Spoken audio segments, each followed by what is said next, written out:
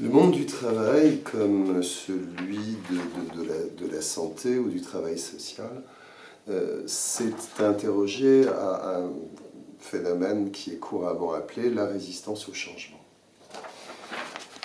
Cette résistance au changement, sur un mode très traditionnel, est associée à une forme de conservatisme, d'immobilisme, et elle est connotée négativement. On entendra dire « oui, celui-là ou ceux-là, ils sont dans la résistance au changement » en parlant d'un salarié ou d'un syndicat. Et en réalité, traditionnellement, on identifie cette résistance au changement comme liée à des traits de personnalité, donc marqués par le conservatisme. Je vais évoquer ici 5 autres hypothèses ou 5 autres explications dans le domaine de la résistance au changement, et sans doute que chacune de ces explications, à sa manière, nous apporte des clés de compréhension et nous donne un tableau qui serait peut-être moins simple ou moins caricatural qu'on l'entend communément. La psychologie clinique du travail, d'abord. Pour ce courant-là, avec Christophe Dejour, etc., la résistance au changement, en fait, serait plutôt un symptôme. Le symptôme du besoin de chaque sujet, de chaque individu, de chaque salarié, de se voir reconnu et de se sentir exister. Les résistances au changement, en fait, traduiraient ce besoin de points de repère et de référentiels communs qui risquent d'être remis en question à l'occasion d'un changement.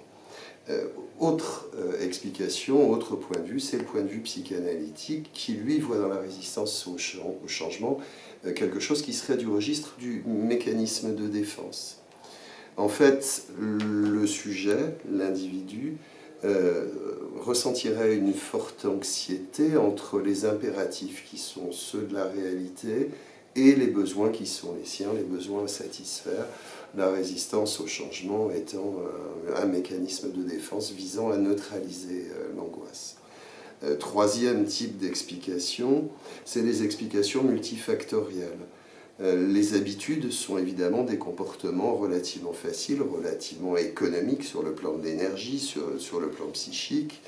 Il y aurait également une peur, une appréhension vis-à-vis de l'inconnu.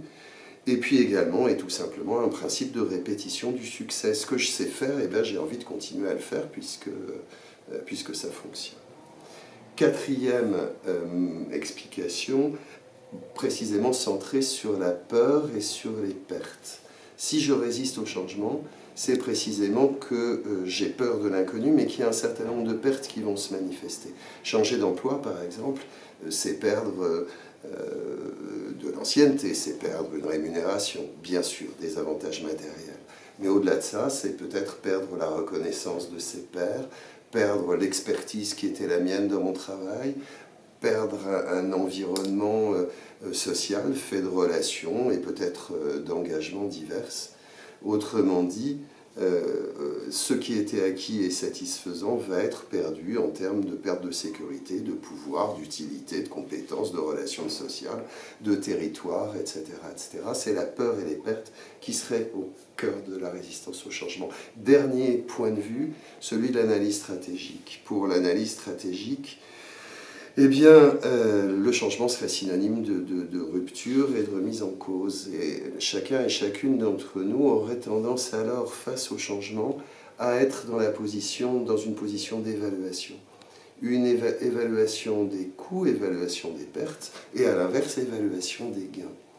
Si, dans la perspective de l'analyse stratégique, si j'identifie ce que j'ai à gagner, à changer, alors de façon très rationnelle, je changerai.